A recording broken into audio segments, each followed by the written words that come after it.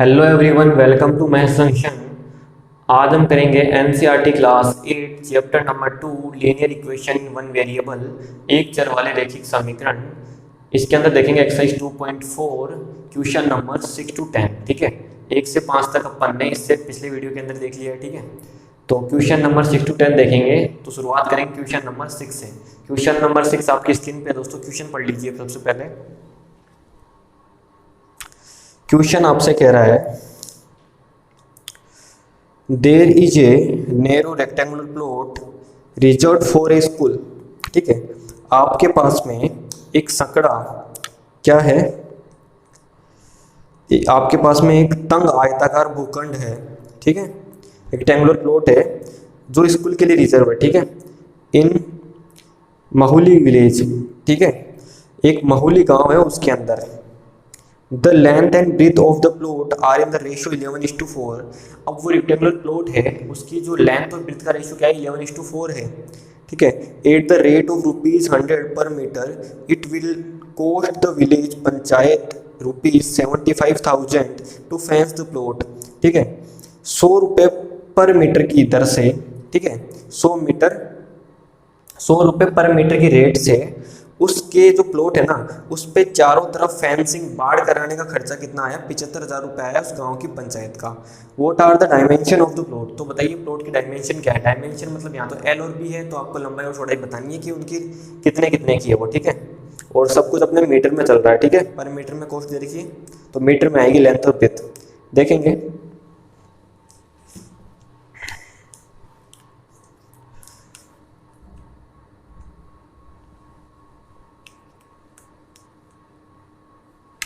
Question number आपके पास में है 6। देखो, अपन ने एक बार देखा कि मान लो रेक्टेंगुलर जो प्लॉट है आपके पास में, वो कुछ ये है।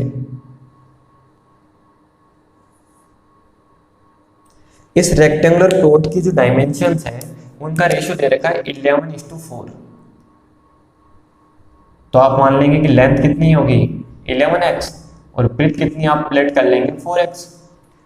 पेरीमीटर आपको कितना दे रखा है, यहाँ पे पेरीमीटर नहीं दे रखा। पेरीमीटर पे फेंसिंग जो करवाई गई है, ये फेंसिंग जो करवाई गई है ना यहाँ पे, इसकी कॉस्ट आपको दे रखी है मीटर में। ठीक है, तो दोस्तों फेंसिंग किस पे करवाई गई है, पेरीमीटर पे, और इसकी कॉस्ट कितनी आई है आपके पास में। देखो, एक फेंसिंग की जो ये फेंसिंग करवाई गई है इसके ऊपर पेरीमीटर में, तो इस पेरीमीटर की जो लेंथ है टोटल, वो किस में होगी, मीटर में होगी।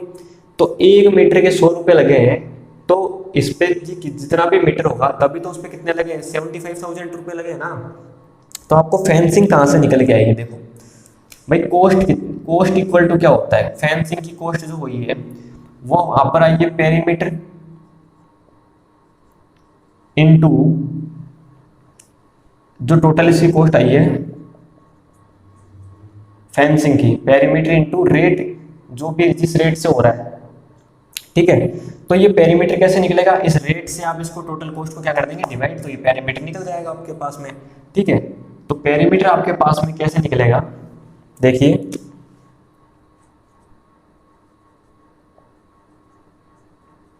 जो आपके पास में टोटल कॉस्ट दे रखी है, इसको डिवाइड कर देंगे रेट से, जैसे कि मैंने अभी फॉर्मूला आपको बताया था उससे। ठीक है ना, अब देखो ये 2 जीरो से 2 जीरो अपने पास में हो जाएंगे खत्म, तो ये अपने पास मीटर में आएगी, क्योंकि मीटर में दे रखा है सब कुछ आपको। ये आपके पास में पेरीमीटर आ गया 750 मीटर। ठीक है, ये आपके पास में आ गया पेरीमीटर।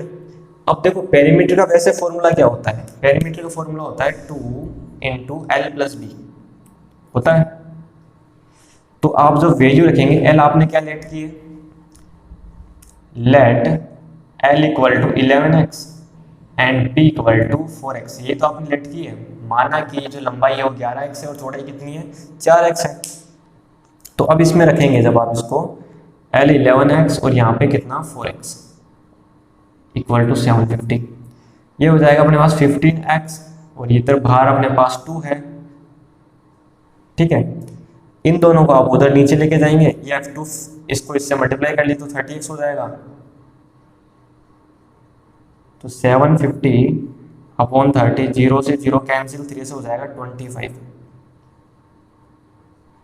ये आपके पास में एक्स की वैल्यू आ गई। एक्स की वैल्यू जब ये आ गई आपके पास में, इसका मतलब देयरफॉर जो एल है वो कितनी हो जाएगी, 11 इंटू एक्स, एक्स जगह 25, ठीक है। तो ये आपके पास में हो जाएगी 275 मीटर। एंड जो ब्रीथ है उसको अपन क्या बोलते हैं, चौड़ाई, जो कि हो जाएगी 4 इंटू एक्स, एक्स जगह 25, मतलब 100 मीटर। और यही आपको डायमेंशन बतानी थी, दोनों इसकी विमाई, लेंथ और ब्रीथ, जो आपने इस पे निकाल ली है, ठीक है। ये पेरीमीटर को आप लिख लेना, परिमाप बोलते हैं हिंदी के अंदर, ठीक है। चाहे तो आप इसको पूरा भी लिख सकते हैं, ठीक है। Let the length of rectangular plot equal to 11x length and breadth of rectangular plot equal to 4x। यहाँ पर perimeter of rectangular plot equal to आयताकार भूखंड का परिमाप, ठीक है। चाहे तो पूरा लिखिए, अदरवाइज ऐसे लिख सकते हैं आप। क्वेश्चन नंबर 6 आपका कंप्लीट है। वेरीफाई कैसे करेंगे सही है या नहीं, देखो 275 को आप यहाँ रखिए इस जगह, और इस 100 को रखिए यहाँ पे। 275 और ये 100 अपने पास हो जाएगा 375। 375 का आप डबल जब करेंगे तो आपके पास 750 हो जाएगा, ठीक है। और यही होना चाहिए था। आगे देखेंगे क्वेश्चन नंबर 7। तो क्वेश्चन नंबर 7 पढ़ेंगे दोस्तों। सबसे पहले क्वेश्चन आपकी स्क्रीन पे है। Hasan buys 2 kinds of cloth material for school uniform. Hasan जो है उसने 2 प्रकार का कपड़ा खरीदा है स्कूल की यूनिफॉर्म के लिए। Shirt material that cost him ₹50 पर मीटर। जो शर्ट का मटेरियल है, जो शर्ट का जो कपड़ा है, उसके लिए उसकी कॉस्ट कितनी लगी, 50 रुपये पर मीटर। और जो ट्राउजर है, जो पैंट है, उसके कपड़े के लिए उसकी कॉस्ट कितनी लगी, 90 रुपये पर मीटर, ठीक है। 90 rupees per metre. For every 2 metre of trouser material he buys 3 metre of the shirt material. आपको ये नहीं बताया कि कितना उसने शर्ट के लिए जो कपड़ा है वो खरीदा है और कितना पैंट के लिए खरीदा है। उसने एक रेशो दिया एक तरीके से आपको कि अगर उसने for every 2 metre of trouser, pant के हर 2 मीटर कपड़े पे उसने 3 मीटर क्या लिया है, शर्ट का कपड़ा लिया है। He sell the material at 12% and 10% profit respectively. उसने देखो सबसे पहले इसमें वर्ड कौन सा यूज आया, शर्ट। जो शर्ट का कपड़ा था उसको सेल कर दिया 12% के प्रॉफिट पे, और जो ट्राउजर का कपड़ा था उसको 10% के प्रॉफिट पे सेल कर दिया दोबारा से। His total sale is 36,660। उसकी टोटल सेल कितनी थी, 36,660 थी। तो बताइए how much trouser material did he by. तो बताइए कि पैंट का कितना कपड़ा उसने खरीदा था। पैंट का पूछे या शर्ट का पूछे हो तो आप बता सकते हैं, लेकिन पहले आपको एक्स की वैल्यू निकालनी पड़ेगी। और एक्स आप क्या लेट करेंगे, रेशियो आपने इसमें माना होगा ना, ठीक है। तो आप क्या मान लेंगे, लेट द जो ट्राउजर का शर्ट का मटेरियल उसने कितना खरीदा है, 2x मान लेंगे, क्योंकि रेशियो कितना है, 2 पे 3 है ना ये। तो शर्ट का मटेरियल आप मान लेंगे 2x और ट्राउजर का मटेरियल क्या मान लेंगे, 3x। बाकी आगे देखते हैं इसको कैसे करेंगे अपन।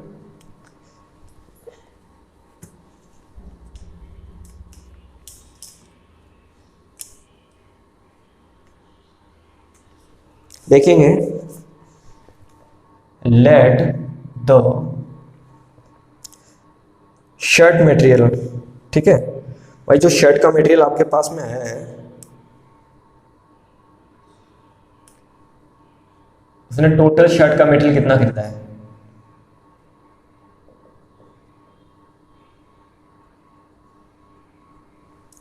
टोटल शर्ट का इसके अंदर मटेरियल जो खरीदा गया है वो आपको ऐसे बोला है इसके अंदर कि देखो उसने ना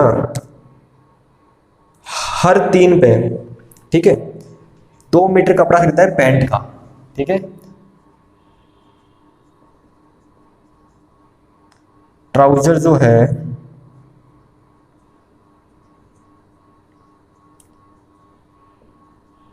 देखो, अगर इसने 3 मीटर कपड़ा अगर शर्ट का लिया है ना, तो 2 मीटर कितने का लिया है, ट्राउजर का लिया है।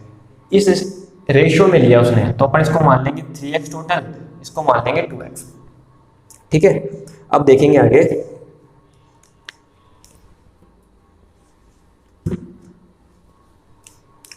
हिंदी में इसको एक बार लिख लेंगे, माना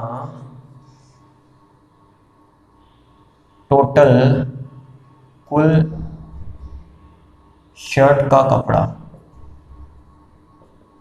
इतना खरीदा उसने, ठीक है, तथा कुल ट्राउजर, मतलब आप इसको लिख लेंगे पैंट का कपड़ा, पतलून या पैंट जो भी आपके लिखा हुआ होगा उसके अंदर आप वो लिख लीजिएगा, ठीक है। पतलून पैंट जो भी आप लिख रहे थे। अब देखेंगे आगे। देखो आपको ये बताना है कि उसने टोटल कितना ट्राउजर का जो मटेरियल है, पैंट का कपड़ा कितना खरीदा। तो आपको इस एक्स की वैल्यू चाहिए। एक्स की वैल्यू कैसे आएगी, उसने इसको कितने पर खरीदा, देखो इनकी कॉस्ट भी दे रखी है आपको। कॉस्ट आपको क्या दे रखी है, शर्ट की दे रखी है 90 रुपये पर मीटर। शर्ट की क्या दे रखी है, 90 रुपये पर मीटर। तो total CP of shirt material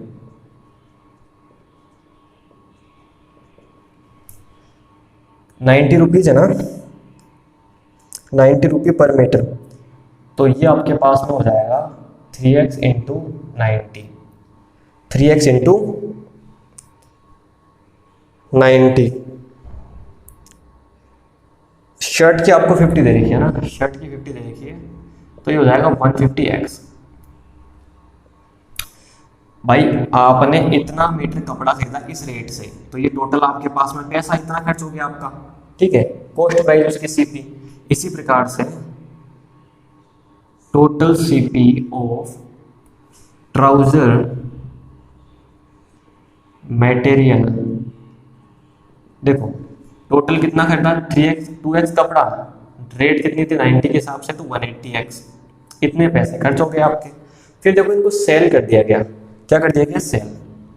तो इनकी एसपी कितनी आई होगी, इनको सेल किया जब आपने तो इनकी एसपी आई होगी। तो total SP of shirt material, देखो इतने का तो था ये, अपने लगे थे इतने, तो इस पे इसने कितना परसेंट किया है, 12%। तो 12% को देखो कैसे लिखते हैं, एक बार बता देता हूँ। 12% ऑफ सीपी, यही तो लिखोगे आप।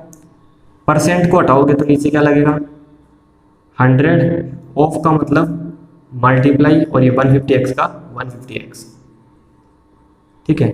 जीरो से ये जीरो कैंसिल हो जाएगा आपका, जीरो से जीरो कैंसिल हो जाएगा। और इसको जब आप आगे लिखेंगे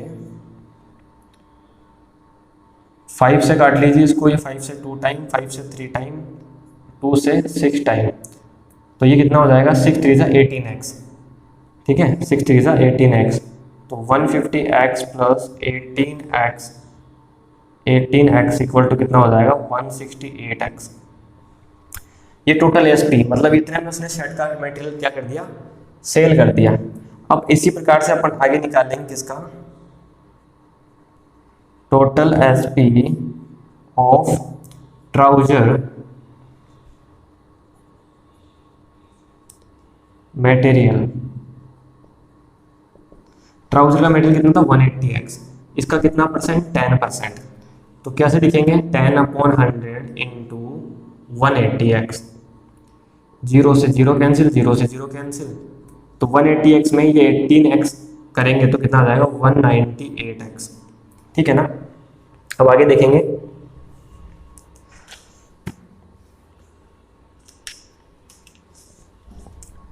इसकी जो टोटल सेल हुई होगी वो क्या रही होगी, देखो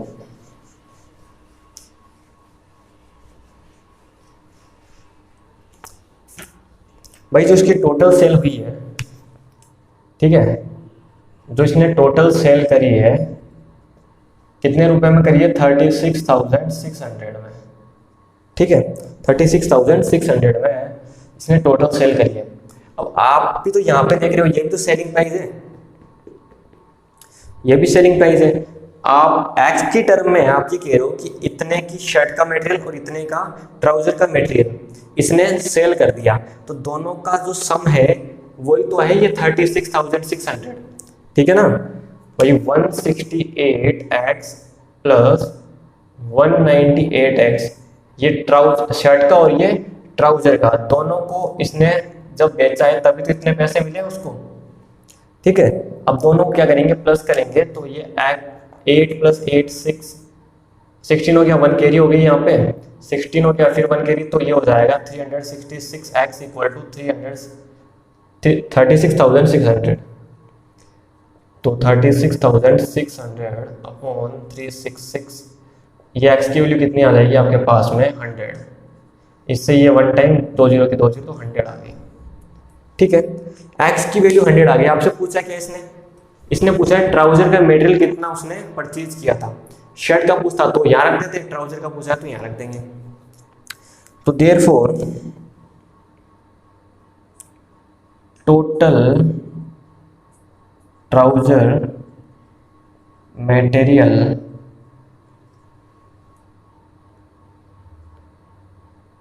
क्या नाम था उसका, हसन, तो कितना आ जाएगा, total trouser material Hasan buy कितना आ जाएगा 2x है ना, तो 2 × x 200 मीटर, कितना 200 मीटर उसने क्या किया इसको, पैंट का जो कपड़ा है पतलून का वो उसने 200 मीटर क्या किया है, बाई किया था। इसको हिंदी में लिख लेते हैं एक बार। Total CP of shirt material, तो शर्ट के कपड़े का कुल क्रय मूल्य, और यहाँ पे पैंट या पतलून के कपड़े का कुल क्रय मूल्य। ठीक है, यहाँ पर शर्ट के कपड़े का कुल विक्रय मूल्य, यहाँ पर पैंट या पतलून, पैंट के कपड़े का कुल विक्रय मूल्य। ठीक है ना, आगे एच लिखना है यहाँ पर टोटल सेल। ठीक है, तो कुल जो उसने बेची है ना ये चीज,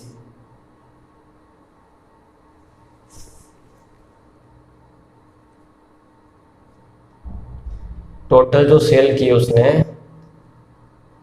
कुल कितने में बेचा है उसको 36,600 में, और फिर यहाँ पर आप लिख देंगे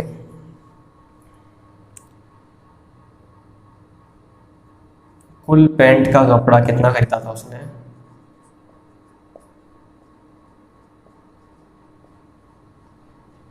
ठीक है, इतना तो 200 मीटर। ठीक है ना, वेरीफाई आप इसको यहाँ रख के नहीं कर सकते, क्योंकि यहाँ पर आप जब इनको रखोगे तो सीपी आएगी, जबकि तो एसपी दे रखी है, एसपी वाले में रखोगे ना तब वेरीफाई होगा, सीपी से नहीं होगा। ठीक है, तो क्वेश्चन नंबर कितना अपने पास 7 कंप्लीट है। ठीक है, अब देखेंगे दोस्तों क्वेश्चन नंबर 8 पढ़ेंगे सबसे पहले। Half of a herd of a deer are grazing in the field. ठीक है, एक अपने पास में हिरणों का झुंड है, उसका हाफ किस में क्या कर रहा है, खेत के अंदर क्या कर रहा है, चल रहा है। And 3/4 of the remaining are playing nearby. ध्यान से पढ़िएगा दोस्तों, 3/4 जो बच गया ना, आधे तो क्या कर रहे हैं, खेत में चल रहे हैं। अब जो बच गए ना, जो आधा बचा है उसका 3/4 क्या कर रहे हैं, प्लेइंग नियर बाई, पास में खेल रहे हैं। The rest 9 are drinking water from the pond. और जो बच गए ना बाकी कितने 9, वो क्या कर रहे हैं, पास में तालाब में पानी पी रहे हैं। Find the number of dear in the heard. तो उस झुंड में बताइए कितने डियर हैं, कितने हिरन हैं। देखेंगे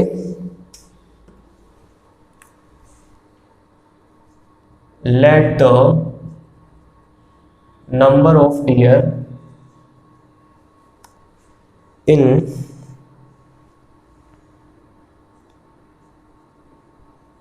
herd equal to, let the number of deer in the herd equal to x। ठीक है, अब देखो सबसे पहले नंबर ऑफ डियर जो क्या कर रहे हैं, ग्रेजिंग है ना,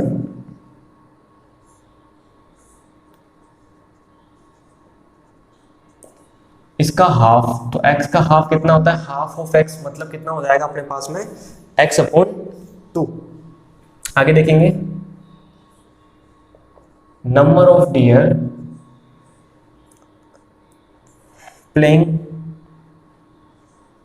जो खेल रहे हैं, इस हाफ का 3/4, ठीक है, वो कैसे बनेगा 3/4 ऑफ हाफ, ठीक है ना। x में से ये हाफ माइनस कर दिया तो हाफ ही तो बचा होगा, तो उस बचे हुए हाफ का 3/4, ठीक है ना। तो ये कितना हो जाएगा आपके पास में, x को इससे कर देंगे मल्टीप्लाई, 4 को इससे कर देंगे तो ये हो जाएगा 8, 3x अपॉन 8, ठीक है। कैसे बनाइए आपको बताई दिए। आगे देखेंगे number of dear drinking water, जो क्या कर रहे हैं, पानी पी रहे हैं। Number of dear who grazing, और यहां पर देखो कितने पानी पी रहे हैं, पानी आपके पास में यहाँ पे पी रहे हैं 9, ये आपको बिल्कुल एक्चुअल डेटा दे रखा है 9 का। अब देखेंगे आपको निकालना है total number of dear, total कितने डियर हैं। देखो टोटल डियर आप क्या कह रहे हो, टोटल डियर देखो कितने आपने तो उसको लेट क्या किया है x, कितना लेट किया है x, और वैसे टोटल कितना हो जाएगा। देखो आपने इनको, ये जो ग्रेजिंग वाले हैं जो चल रहे हैं उनको, जो खेल रहे हैं उनको, और जो इनको वापिस टोटल कर लोगे तो टोटल डियर हो गए। लेकिन वैसे तो आपको पता है ना कि है तो x, क्योंकि लेट तो आपने x किया है इनको, ठीक है, लेट क्या किया है x किया है। अब यहां से देखेंगे, एक बार इसको लिख लेंगे नीचे। अब देखो इनको इधर लेके आ जाएंगे, जो x वाली टर्म है उनको इधर ले आएंगे तो माइनस की हो जाएगी, दोनों की वैल्यू यहाँ पर एलसीएम कितना है 8, 8 को इससे करेंगे तो 8x, 2 से इसको डिवाइड करेंगे तो 4 टाइम तो 4x, 8 से करेंगे तो 1 तो 3x, 8 में से 4 माइनस करा तो 4 बचा, फिर 3 माइनस करा तो 1 बचा केवल, ठीक है। तो आपके पास में क्या बच गया, x upon 8 equal to 9, x equal to 72। That means number of deers in a herd, जो हिरणों का झुंड था उसमें टोटल कितने हैं 72 डियर्स हैं, ठीक है। हिंदी में लिख देंगे, माना झुंड में हिरणों की संख्या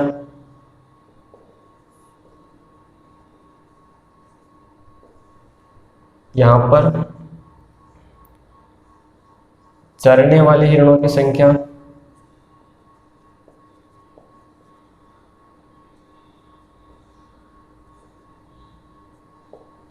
यहां पर खेलने वाले हिरणों की संख्या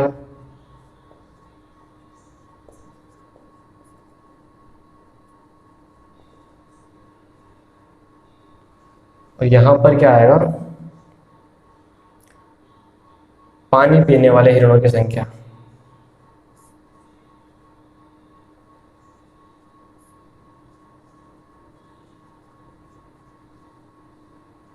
जो पानी पी रहे ना उन हिरणों की संख्या, ठीक है। टोटल डियर मतलब कुल हिरण,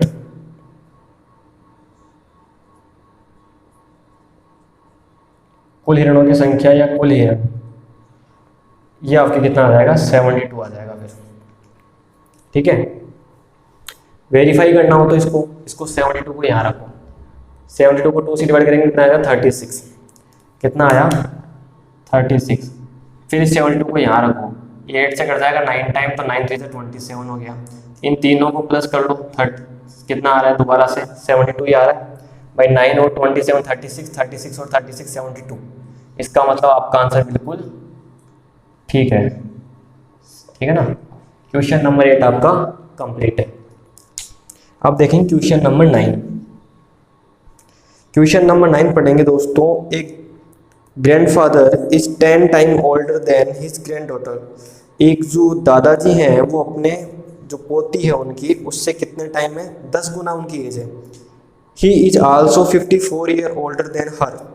और देखो वैसे तो वो उससे कितने हैं 10 टाइम है एज में, लेकिन एक रिलेशन और दे रखा है कि वो अपनी पोती से कितने 54 ईयर क्या है बड़े हैं। फाइंड द प्रेजेंट एजेस, तो उनकी प्रेजेंट एजेस बताइए आप। तो लिखेंगे question number 9, let the present age of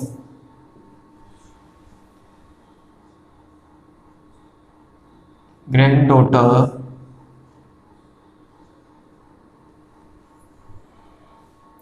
x, ठीक है, then present age of grandfather 10 time है तो 10x, ठीक है। अब देखो हिंदी में लिख लेंगे, माना पोती की वर्तमान आयु तब क्या है ये दादाजी की वर्तमान आयु, ठीक है। अकॉर्डिंग टू क्वेश्चन ध्यान से देखेंगे। अकॉर्डिंग टू क्वेश्चन मतलब प्रश्नानुसार ये तो है साहब इसकी पोती और ये है दादा, दोनों इक्वल नहीं है, दोनों इक्वल नहीं है। पोती से दादा कितने ज़्यादा है 54, तो पोती को भी 54 ऐड कर देंगे तो दोनों बैलेंस है इक्वेशन।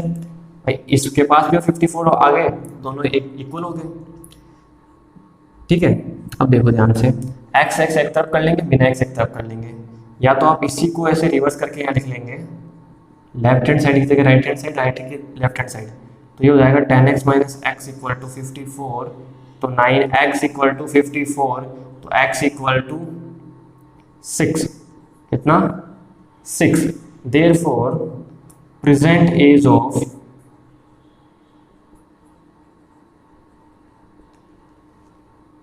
ग्रैंडडॉटर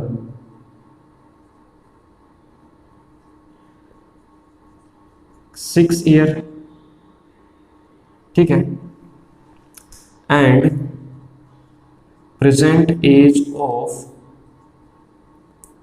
ग्रैंडफादर कितना था 6 इंटू 10 इंटू एक्स था ना, तो 10 इंटू 6 मतलब आपके पास आ जाएगा 10 इंटू 6 लिखेंगे इसको तो ये आ जाएगा 60 ईयर्स, ठीक है। तो ये आपका क्वेश्चन नंबर 9 में कंप्लीट है। हिंदी वाला कुछ रह गया हो तो ये ऐसे कैसे लिखना है यहाँ पे, देयरफॉर जो उनकी पोती है उसकी वर्तमान आयु कितनी है, यहाँ पे क्या लिख लेंगे, दादाजी की वर्तमान आयु,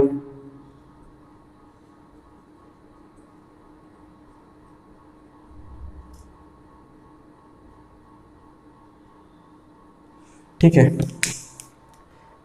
60 साल हो जाएगी इनकी, 6 साल हो जाएगी, 6 वर्ष और 60 ईयर्स, ठीक है। अब ये क्वेश्चन नंबर आपका 9 कंप्लीट है। वेरीफाई करना हो तो देखो ये यहाँ पर 6, ये 6 ईयर की है, ये 60 ईयर की है, ठीक है, ये 6 की है 60 की है, तो 10 टाइम हो गया ना। दूसरे तरीके से वेरीफाई करोगे तो ये 6 है ये 60 है, दोनों का डिफरेंस, दोनों को माइनस करो, 54 का गैप आ रहा है, 54 का गैप भी तो आना चाहिए। तो क्वेश्चन नंबर 9 आपका कंप्लीट है। अब देखेंगे दोस्तों क्वेश्चन नंबर 10। क्वेश्चन नंबर 10 है, Aman's age is 3 times his sons age. Aman की जो एज है वो अपने सन की, उसके जो बेटा है पुत्र है उससे 3 टाइम है। 10 ईयर एगो, आज से 10 साल पहले, प्रेजेंट से 10 साल पहले, he was 5 time his sons age. उसकी एज अपने जो सन है उसकी एज से कितनी थी 5 टाइम थी। फाइंड देयर प्रेजेंट एजेस देखेंगे। Let the present age of Aman x years and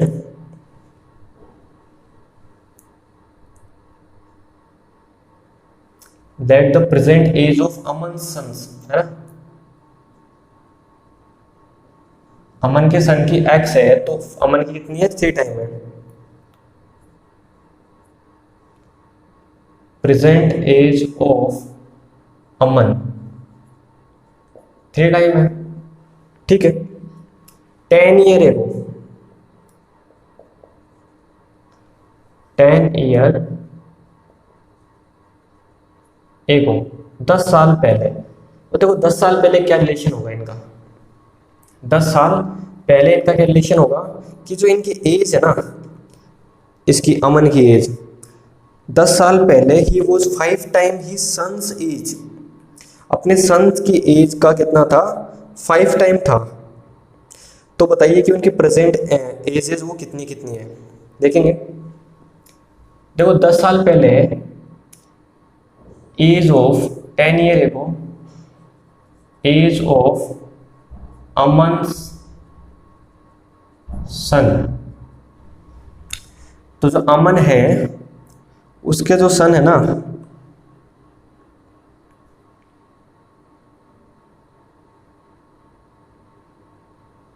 उससे कितना था, 5 टाइम। एज ऑफ अमन सन, अमन सन देखो आज कोई आदमी एक्स का 10 साल पहले 10 साल कम रहा होगा, और ऐसे ही जो अमन है वो भी 10 साल कम रहा होगा, ठीक है, ये भी 10 साल कम रहा होगा। अब देखो अकॉर्डिंग टू क्वेश्चन, ये जो अमन है और ये उसका सन था, रिलेशन क्या था, अमन कितना था, 5 टाइम था इसकी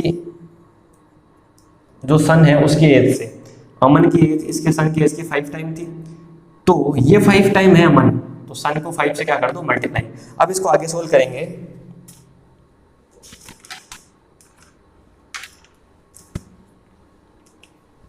देखो ये हो जाएगा 3x minus 10, 5x minus 50, 5 into 10 करेंगे 50, x को एक तरफ ले लेते हैं तो 3x, ये इधर आएगा तो माइनस का 5x, उधर माइनस 50 था, इधर से माइनस 10 गया तो किसका हो जाएगा, प्लस का 10, तो ये हो गया माइनस का 40 और ये माइनस का 2x, माइनस से माइनस कैंसिल आउट हो गया तो x equal to 40/2, x equal to 20। That means इन दोनों की जो प्रेजेंट एज थी ना, तो आप क्या लिखेंगे, देयरफॉर प्रेजेंट एज ऑफ, कौन था ये, अमन सन, एक्स थी मतलब 20 ईयर, ठीक है, एंड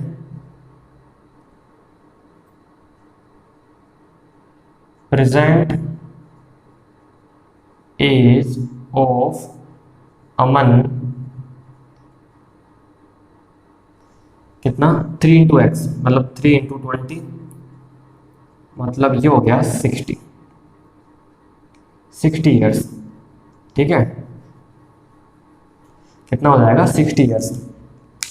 वेरीफाई कैसे करेंगे इनको, हिंदी में एक बार देख लेंगे, हिंदी में इनको क्या लिखेंगे, माना